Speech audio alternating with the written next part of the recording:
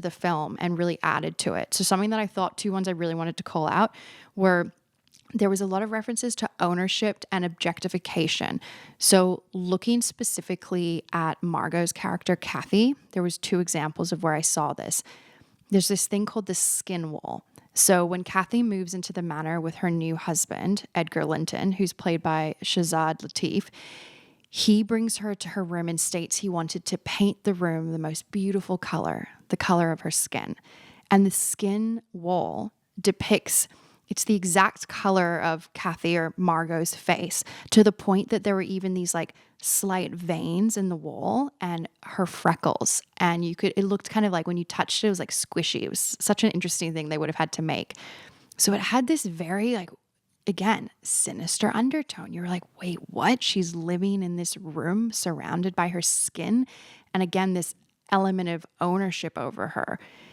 And then the next part, which was also her movie into the house, was Alison Oliver, who plays Isabel Linton, who's Edgar's ward. She has this really large doll's house, and she gives Cathy a doll when she moves in. And she'd been collecting her hair, Margot's hair, when she was there previously, and she'd used the hair to make the hair on the doll. And it's really funny, actually. So the idea that this movie isn't fun, like that scene was very funny. But again, you're like, oh, this is really weird. And then she puts the doll in the house, in her doll's house. And it's again like this control moving around the dolls. She's in control of them. And yes, she's a ward in this house as well. But it was all very it gives you that little creepy feeling that rolls down your spine. And I mean, adding to that on the funniness, Alison Oliver, who plays the ward, was hysterical. So there were some actually really funny scenes with her. She was great. Such a great actress.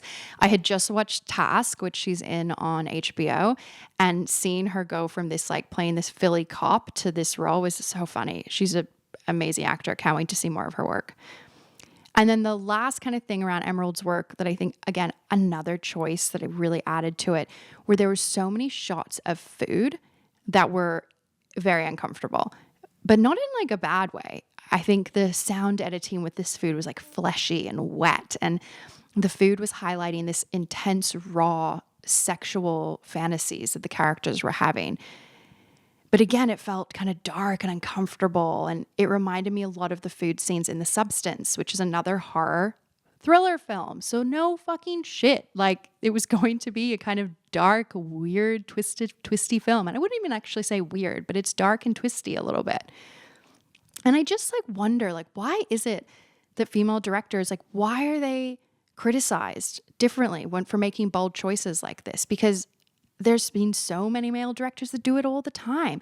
And I remember reading this thing, I think when the film was previewing, it might have been at Cannes, and people were talking about the opening scene and how, intense it is. And just, this might be a spoiler, but it's like, it opens the scene and someone's being hanged and he gets like a boner and everyone's like talking about it. I guess, I don't know if that's something that happens when people die, but they had mentioned in Cannes how everyone was shocked by it. And I was like, that was really not that shocking. Having seen it, that was the least thing that stuck with me in that film. And it didn't even feel shocking. And it kind of ties into, again, like it was Cathy as a child viewing it, and her first, I guess you could say, like, that was like a moment of where she's thinking about sexuality as a man being hung, and then he gets a hard on. And then there's another moment that comes up later in the film that I'll talk about in a little bit. That's kind of another sinister sexual act. And then you wonder why her like love can feel so dark. Is that it's kind of a lot of what she saw was this darkness. So I think there is elements of, we're still fighting for more female directors. And I think instead of shutting them down, we just need to elevate them. And I just feel like women are held to a higher standard, which is bullshit to me, because I think she's done an incredible job here. And I don't think because she has style that there's no substance in her films. I really don't. And we should not be calling her a music video director, because that is just such a disservice to her work. I just don't think you should say that about anyone. Well, if you're going to make a film like this or any film, You should not be called a music video director. It's just so unbelievably rude. I just was floored that a film podcast would actually say that. It was really, really pissed me off. Moving on, because I can't continue talking about that, but the music. So the one and only Charli XCX, love her. She was asked to create a song for the film, and she read the script and she said to Emerald, how about an album? Love her. She was so inspired that she went and created an entire album. And I didn't want to listen to the album prior to the film. I wanted to really go in fresh. I knew the 2 songs or 3 songs she's released prior, obviously, but I really wanted to just take it without it. And now I've gone and listened to the album. But Charli brought such a modern edge to it. And, you know, she blends her distinct pop electro vibe with this atmospheric sound that really built a ton of suspense. And I'd say, obviously, the key song for the film that was released prior is called Chains of Love. And I was looking at the lyrics for this because the chorus goes, shattering like glass, it's the breaking of my heart. The chains of love are cruel. I shouldn't feel like a prisoner. My face is turning blue. Can't breathe without you here. The chains of love are cruel. I shouldn't feel like a prisoner. Beautiful lyrics. Both Margot and Jacob's character were prisoners of their love. Neither were able to move past their own defenses, but they were locked in place by their desire. And there was one scene that stood out to me, and it ties back to Cathy's childhood and the kind of first moments that she sees of sexuality or of sex. So she's older at this point, but you keep in mind the opening scene is her seeing a man being hung and gets a hard on. The next scene later on is, and you also see elements of like, you kind of have this idea that maybe her father was like abusing, or he was abusing the staff. So she has these very like dark views of sex. And she's gone up to see Heathcliff and she can't find him. And then 2 of the staff that work at her home, she's a young adult now, they come into the barn and she's above and she's lying on the ground, being quiet, looking at them. And the couple's playing with this BDSM themes of control. And she's picking what toy, quote unquote, they're all these chains, she wants to play with. And she picks a horse bit, which is the thing that goes in horses, the metal bit that goes between their teeth when you're riding them. And Cathy's watching from above and you see the horse bit being put into her mouth and kind of knowing where this is going. And before you know it, Heathcliff's come behind her and covered her ears and her mouth, and he's lying on top of her, shielding her from the chains of love. And I thought that this moment was really her sexual awakening, because from then she really started to feel things in a different way.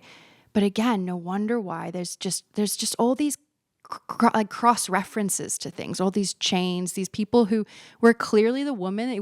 She wanted this. It was a control. She was a part of it. She was saying yes, there was consent, and it was their chains of love. And her chains of love with Heathcliff became something that she was never able to get out of.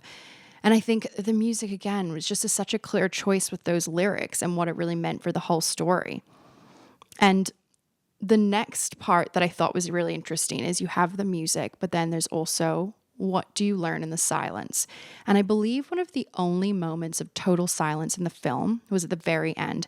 And Heathcliff has come to the house to see Cathy, and the scene is shot from the stairwell down. So you're looking down and you see this stairwell and you see him walking into the house and pauses in this kind of opening before he's going up the stairs, and it's silence. And I felt it because I remember feeling like, oh my gosh, I can't hear anything. The theater was totally silent. And I always love when directors do this, when there's the removal of sound, and it's always makes you kind of stop in that moment. It builds so much suspense. And I felt like in that, my heart almost dropped as you started to really feel the emotional arc of Heathcliff. So again, a strong choice. Such strong choices in every freaking scene of this movie. And the final part of this is what I ended on in my first kind of key takeaway, which was desire and destruction. Ultimately, this movie is about desire and destruction. None of the characters are likable. They really aren't, which again is often the case in Emerald's films. But I couldn't help rooting for Heathcliff and Cathy. Jacob Elordi said something in an interview where he said, "No more yearning. We've had enough. Tell people how you feel." And I thought that was the perfect description, because this story is really the story of two very damaged, avoidant individuals whose desire brought destruction for themselves and everyone around them. And part of me doesn't blame them, because when I started to look at it more, they both came from an incredibly abusive childhood, and you see elements of that at the start. And they built what was probably a very codependent relationship with one another. They defined themselves by their relationship with each other. They'd often say how ungrounded they were without each other, how they couldn't find their way. They needed the other person to find their way, which pulls at your heartstrings, because when Jacob's saying that or Heathcliff's saying that to Cathy, or Cathy's saying that to Heathcliff, you're like, oh my God, my heart is breaking. I love this. And the desire, it's what I've spoken about before. I think what was so popular with Heated Rivalry is that the desire, the lead up, the yearning, there's so much of that throughout this that you can't help but just fall in love with it. And if I had seen this movie 10 years ago, I would have totally romanticized this relationship. I would have wanted a Heathcliff so badly. I wouldn't have even seen the toxicity, but I would have only seen the romance. But I mean, it isn't romance. It's trauma masked by love. And it's not something you want to aspire for in your relationships. But I mean, I can watch this now and feel for these two people who just couldn't get out of their own way. And in turn, they became incredibly selfish, whilst also trying to find a way to get back to each other through this mess that they've created and this trauma that they've never dealt with. And today I'm honestly just grateful I have something steadier. And I think in the past, I even think of relationships I've been in where I was convinced the intensity was love. And in those moments, a lot of the time it wasn't. And I don't necessarily think this wasn't love, because Jeffrey said to me he felt like it was love. It wasn't love, it was lust. And I have been in those scenarios where it felt